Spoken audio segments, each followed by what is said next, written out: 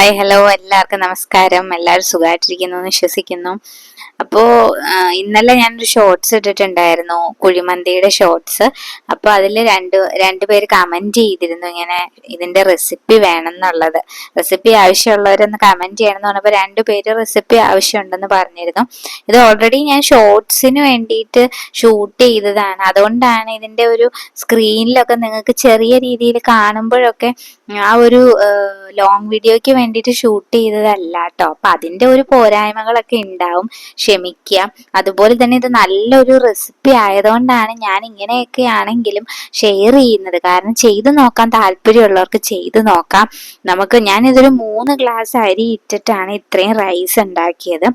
നല്ല ടേസ്റ്റ് ആണ് റൈസ്, കുട്ടികൾക്കൊക്കെ ഭയങ്കര ഇഷ്ടപ്പെടും. പക്ഷെ കുറച്ച് കാര്യങ്ങൾ നമ്മൾ ശ്രദ്ധിക്കണം, അല്ലെങ്കിൽ ഈ റെസിപ്പി ഫ്ലോപ്പ് ആവും. അപ്പൊ അതുകൊണ്ടാണ് ഞാൻ ഇത് ലോങ് വീഡിയോ ആയിട്ടാണ് ചെയ്യാന്ന് ഓർത്തത്. അപ്പൊ തീർച്ചയായിട്ടും വീഡിയോ എൻഡ് വരെ കാണുക. എന്നിട്ട് നിങ്ങൾ ഉടനെ തന്നെ ഉണ്ടാക്കി നോക്കുക കേട്ടോ. ഉണ്ടാക്കി കഴിച്ചതിന് ശേഷം നിങ്ങൾ തീർച്ചയായിട്ടും നിങ്ങളുടെ അഭിപ്രായങ്ങൾ വീഡിയോയ്ക്ക് താഴെ കമന്റ് ചെയ്യണേ. അപ്പോൾ പുതുതായിട്ട് ആരെങ്കിലും ഒക്കെ ഉണ്ടാക്കണം എന്നുള്ളവർക്ക് അവർക്ക് അതൊരു ഹെൽപ്പ്. എന്നാൽ നമുക്ക് വീഡിയോയിലോട്ട് പോയാലോ. അപ്പോൾ ഈ റെസിപ്പിയുടെ ഒരു മെയിൻ ഇൻഗ്രീഡിയന്റ് എന്ന് പറഞ്ഞു കഴിഞ്ഞാൽ ക്യാപ്സിക്കം, അതുപോലെ തന്നെ പുതിനയില, മല്ലിയില, മാഗീസ് ക്യൂബ് ഒക്കെയാണ് കേട്ടോ. അപ്പോൾ അതില്ലാണ്ട് ഇത് ചെയ്യാനായിട്ട് പറ്റില്ല. അപ്പോൾ ഇതൊരു 3 വലിയ ക്യാപ്സിക്കം ഞാനിവിടെ ചെറുതായിട്ട് അരിഞ്ഞെടുത്തിട്ടുണ്ട്.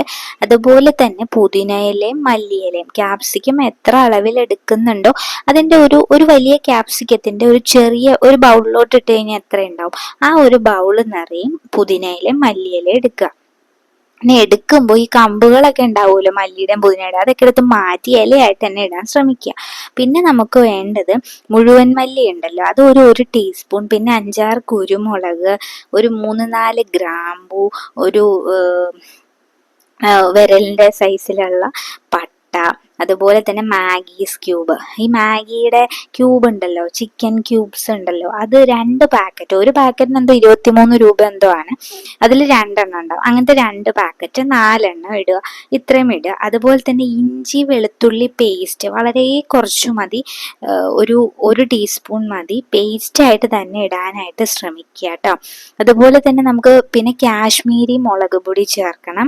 അതൊരു കളറിന് വേണ്ടിയിട്ട് ചേർക്കുന്നതാണ്. എരിവുള്ള മുളക് പൊടി ചേർക്കരുത്, കാശ്മീരി മുളക് പൊടി ചേർക്കുക. അത് നമ്മുടെ ഈ കുരുമുളകിൻ്റെയും ഒക്കെ എത്ര ചേർത്തിട്ടുണ്ട് ആ അളവിനനുസരിച്ചിട്ട് വേണം കാശ്മീരി മുളക് പൊടി ചേർക്കാനായിട്ട്. എന്നിട്ട് ഇതെല്ലാം നല്ലപോലെ മിക്സ് ചെയ്യുക. പിന്നെ എൻ്റെ ഇവിടെ ഈ ഒരു റെസിപ്പിയിൽ എനിക്ക് തോന്നിയ ഒരു കാര്യം എന്താണെന്ന് വെച്ച് കഴിഞ്ഞാൽ, മല്ലിയിലയും പുതിനയിലയും എൻ്റെ ഇത്തിരി കൂടിപ്പോയി. അപ്പൊ അത് വീട്ടിൽ എനിക്ക് മോൾക്കാണെങ്കിൽ അതിങ്ങനെ ഇടയ്ക്കിടയ്ക്ക് ഈ ഇലകൾ ഇങ്ങനെ ചെറുതായിട്ട് ഇങ്ങനെ എനിക്ക് സമയക്കുറവുള്ളതുകൊണ്ട് ഞാൻ പൂർണ്ണമായിട്ട് അത് ചെറുതായിട്ട് അരിഞ്ഞിട്ടല്ല ചേർത്തത്. അപ്പൊ ഇച്ചിരി നീളത്തിൽ ആ ഒരു ഇതുണ്ടായിരുന്നു. അപ്പൊ അതുകൊണ്ട് അതിന്റെ ഒരു ഇത് ചോറിലോട്ട് നമുക്ക് കഴിക്കാൻ നേരെ നമുക്ക് അങ്ങനെ ഇടയ്ക്കിടയ്ക്ക് ഇത് വരുമ്പോൾ നമുക്കൊരു ബുദ്ധിമുട്ടാണ്. അപ്പൊ നിങ്ങൾ അതിനനുസരിച്ച് ചേർത്താൽ മതി കേട്ടോ. എന്നിട്ട് നമ്മൾ ഇതെല്ലാം നല്ലപോലെ തേച്ച് പിടിപ്പിക്കുക.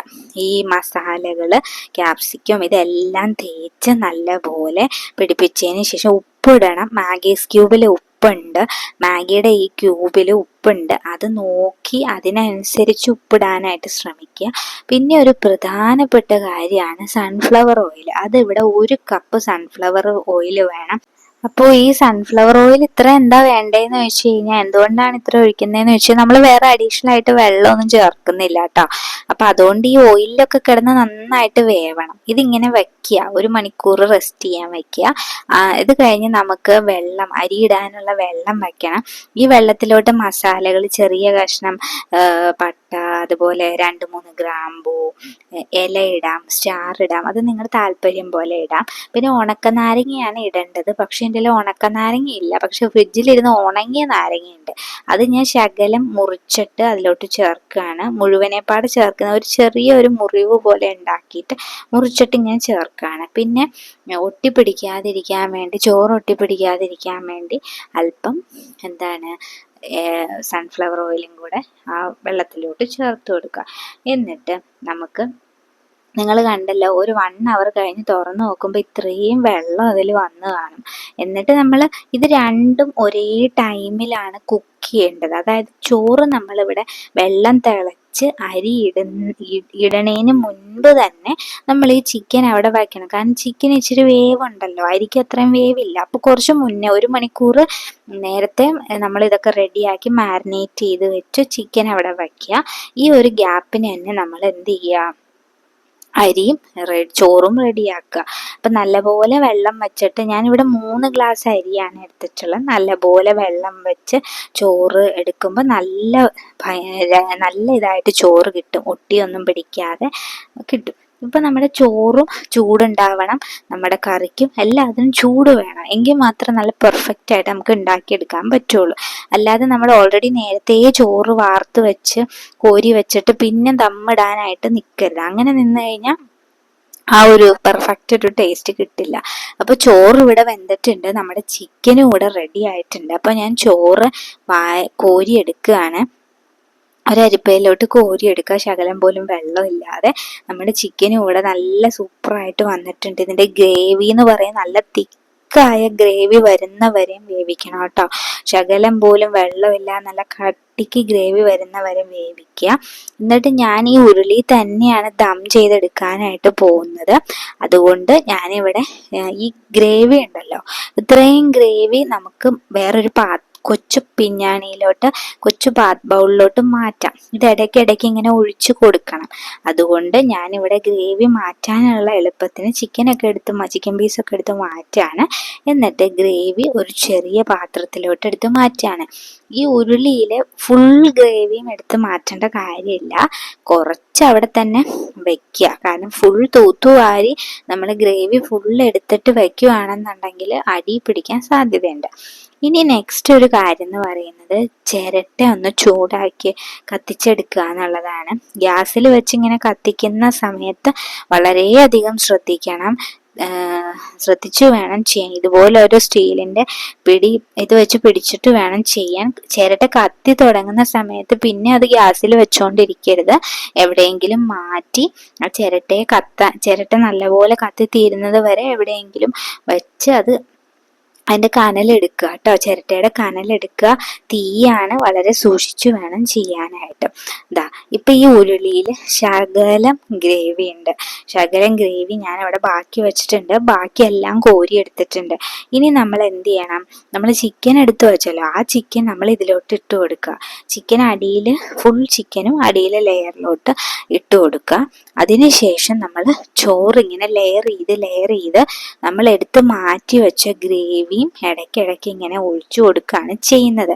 വീഡിയോയിൽ കാണുമ്പോൾ ഇതിങ്ങനെ ഇതായിട്ട് എന്താ പറയുക, കുറച്ച് ഗ്യാപ്പുള്ള പോലെ തോന്നും. പക്ഷെ ഇതെല്ലാം നല്ല സ്പീഡി ആയിട്ട് ചെയ്യേണ്ട കാര്യമാണ്. കാരണം ചോറെല്ലാം ചൂടാറി ഈ ഗ്രേവിയും ചൂടാറി തണുത്ത് കഴിയുമ്പോൾ പിന്നെ ആ ഒരു ഫ്ലേവറും ഇതൊന്നും കറക്റ്റ് ഈ ചോറിലോട്ട് കിട്ടില്ല.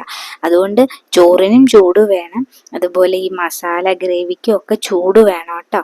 അപ്പം ആ ഒരു രീതിയിൽ സ്പീഡി ആയിട്ട് ചെയ്യണം. അത് ഇവിടുത്തെ ഒരു പ്രധാനപ്പെട്ട ഒരു കാര്യമാണ്, ഇത് ഉണ്ടാക്കുന്ന സമയത്ത് ശ്രദ്ധിക്കേണ്ട ഒരു കാര്യമാണ്. അതുപോലെ തന്നെ അടി കട്ടിയുള്ള പാത്രം എടുക്കാനായിട്ട് ശ്രദ്ധിക്കുക. നിങ്ങളുടെ കയ്യിൽ ബിരിയാണി പോട്ടൊക്കെ ഉണ്ടെങ്കിൽ അതെടുക്കാം. എന്നിട്ട് ഞാൻ ഈ ഗ്രേവി ഇങ്ങനെ ഇടയ്ക്കിടയ്ക്ക് ഇങ്ങനെ ഒഴിച്ചു കൊടുക്കുകയാണ് കേട്ടോ. ഇങ്ങനെ ഒഴിച്ചു കൊടുത്തതിന് ശേഷം വീണ്ടും ചോറിട്ട് കൊടുക്കുക. അങ്ങനെ ഫുൾ കംപ്ലീറ്റ് ചോറും ഇട്ട് കൊടുക്കുക. ഇനി അതിൻ്റെ എക്സ്ട്രാ നമ്മൾ ചെയ്യേണ്ട കാര്യം, ചോറ് അവസാന ലെയർ ഇട്ട് കഴിയുമ്പോൾ അതിലേക്ക് ഒരു 4 പച്ചമുളക് കുത്തി കൊടുക്കണം. അത് കൂടാതെ കുറച്ച് കളറിന് വേണ്ടിയിട്ട് മഞ്ഞൾ, 1 ടീസ്പൂൺ മഞ്ഞൾപ്പൊടി എടുത്തിട്ട് ഒരു 2 ടീസ്പൂൺ വെള്ളത്തിൽ നല്ലപോലെ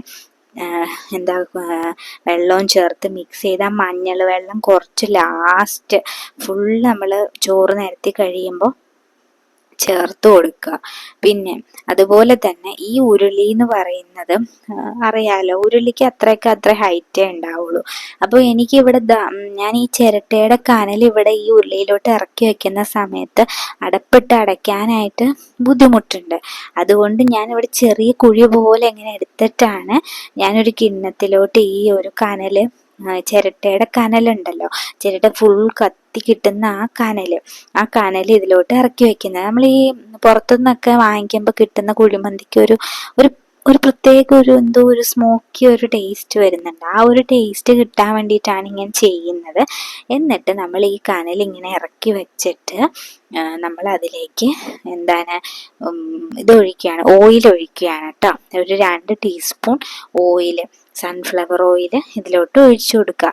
അങ്ങനെ ഒഴിക്കുന്ന സമയത്ത് ഈ ചിരട്ടയുടെ കനൽ ഇങ്ങനെ ഭയങ്കരമായിട്ട് പുക വരും, നല്ലപോലെ ഇങ്ങനെ പുകയും. ആ പുക വരുന്ന അതേ സമയം, ആ ഇൻസ്റ്റന്റ് ആയിട്ട് പുക വരുന്ന സമയത്ത് നമ്മൾ ഈ പാത്രം അടച്ചു കൊടുത്തിട്ട് ദം വയ്ക്കുക എന്ന് പറഞ്ഞാൽ വേറെ ഒന്നും ചെയ്യണ്ട. പാത്രം അടച്ചിട്ട് നല്ല വെയിറ്റുള്ള കട്ടിയുള്ള ഒരു ഉരുളിയല്ല, സോറി, ഒരലല്ല, ചെറിയ ഇടിക്കല്ലൊക്കെ എടുത്ത കണ്ടോ, പുക വരുന്നുണ്ട്.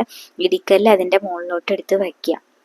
അപ്പൊ ഈ പുക ആ ചോറിലോട്ട് ഇങ്ങനെ ശരിക്കും പിടിച്ച് ആ മുളകൊക്കെ നമ്മൾ കുത്തി വെച്ചിട്ടുണ്ടാവും, അതിൻ്റെയൊക്കെ ഒരു പ്രത്യേക ഒരു ടേസ്റ്റാണ് അത്. എന്താ പറയുന്നത്, നിങ്ങൾ ഉണ്ടാക്കി നോക്കുമ്പോൾ നിങ്ങൾക്ക് മനസ്സിലായി. ഇത് ഇങ്ങനെ തന്നെ ഒരു 20 മിനിറ്റ് എങ്കിലും റെസ്റ്റ് ചെയ്യാനായിട്ട് വെക്കുക. എന്നിട്ട് 20 മിനിറ്റ് കഴിഞ്ഞ് നിങ്ങൾക്ക് സെർവ് ചെയ്യാവുന്നതാണ്. ചെയ്ത് നോക്കണേ.